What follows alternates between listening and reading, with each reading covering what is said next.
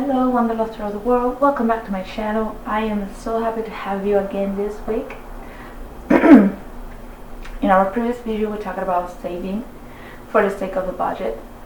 Now that we already have that first step set up, let's say that you already have been saving for quite a month and you have the first amount to make your first trip happen.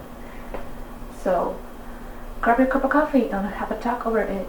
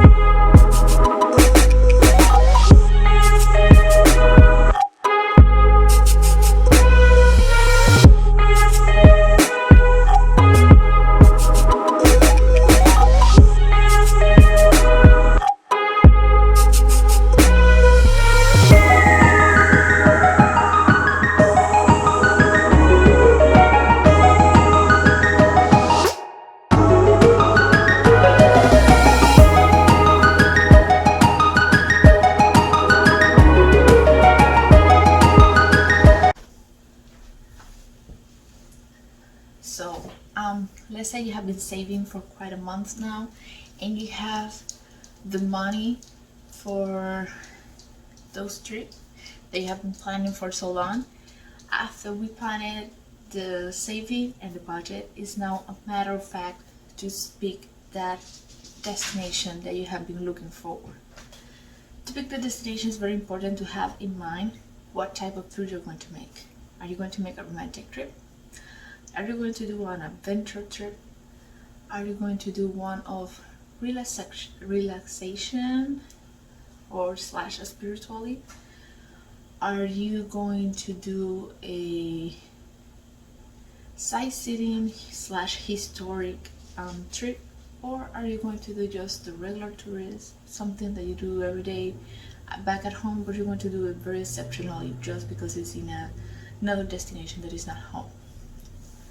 Once you have in mind what type of trip you want to make, you can start explore destinations. Very important. I think every country offers a little bit for everything, but there's some countries that specialize in some type of trips and they offer the most for those type of trips. If you're going for a romantic trip, like you want to spend that time with that special person, you want to make a special moments with that person, you obviously are going to look for something that is authentically just romantic by just landing there. Example for that would be Venice, Italy. Italy completely will be one, but Venice, Italy is one of the most iconic one. The other will be Paris. And these countries are aware of that type of tourists and they tend to offer services, tour guides and stuff like that in tune and specifically to the type of tourists, and you will be able to make the most of your money and of your time within these countries. But I'm aware there's some other romantic spots. The Caribbean is another romantic spot. Maldives Islands as well is one of those that people tend to get into for those romantic traveling. If you're going more for an adventure, the Caribbean is like the topmost, especially if you're a water sport lover. Caribbean offer a little bit of everything, but they're very, very, very aggressive in terms of water sports tours, and you will be able to get the most. You are going for that rush, that adrenaline. You want to do ATV, you can do it. You want to do the snorkeling with sharks, swimming with turtles and stuff like that, Caribbean is the must. Specific and in tune with that. If you're going for sightseeing, I would say the whole Europe is very, very accommodated for that, and made it very, very safe manner. The other part that you will do is a relaxation one. If you're going for a spiritual like trip, the place that I recommend the most, if Asia destination, any Asiatic destination tend to offer this type of traveling tour. Um, they offer combination stuff like that for this type of travel, and you will be able to get the most from the experience and for your money. If you're going for relaxation, you want to go to a spa or something like that, I recommend you stay in a hotel in your city that offer these type of services, and you're going to make the most of your money. But if you want to go outside of your country, there's so many places that you can go that offer those services. And there is the family trip. You're going for a family trip, you're trying to make the most of the destination for every age range of people that you have. One of the most iconic destinations are going to be Disney, Universal. They're very well accommodated for the whole family. But there's the Caribbean countries as well have a lot of offer for the whole family.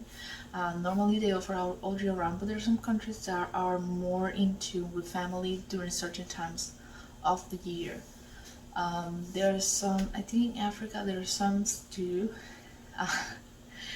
and I think everywhere in the world they have something family oriented, but those are the destinations most common and tend to offer the most for the whole family. Having in mind who is traveling with you is very important.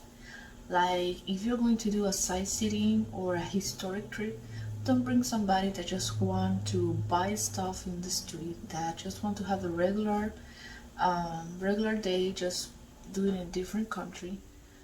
Bring somebody that is in tune with your stuff.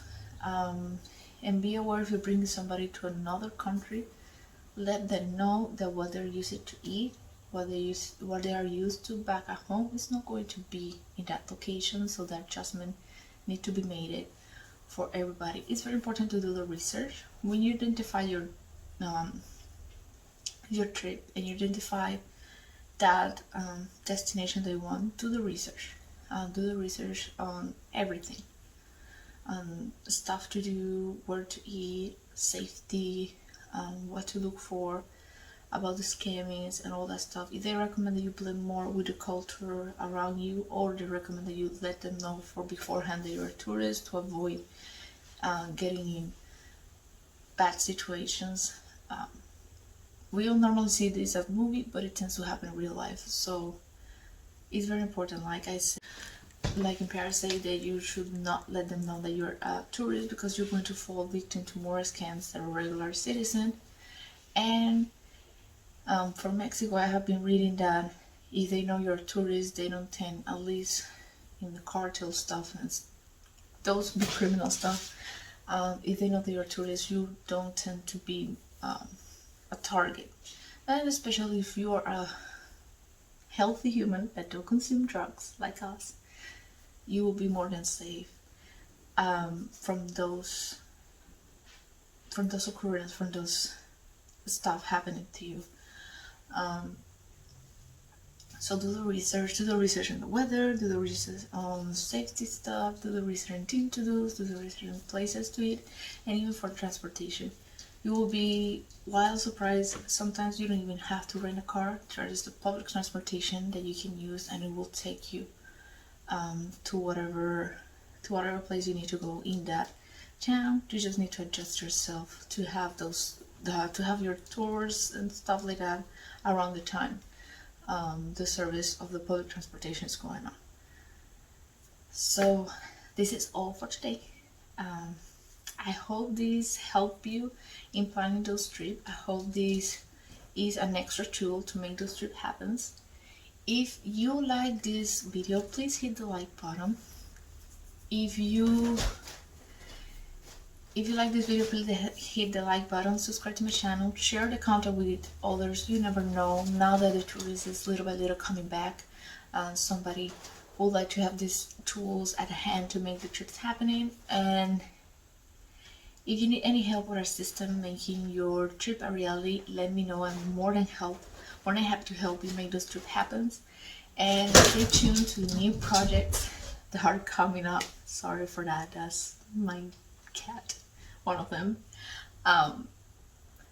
But if you stay tuned to new projects are coming, I will super happy to share those projects with you, and I hope it will help you getting those dreams a reality and traveling each part of the world one at a time without breaking the budget. See you next time.